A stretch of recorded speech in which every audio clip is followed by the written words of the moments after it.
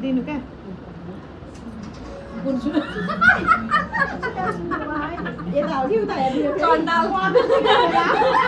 चन्डालले उता रेडी रहेछ ल है साथीहरु राम्रोसँग रेडी भयो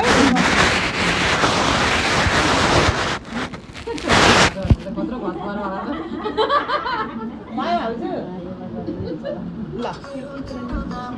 ल ल ल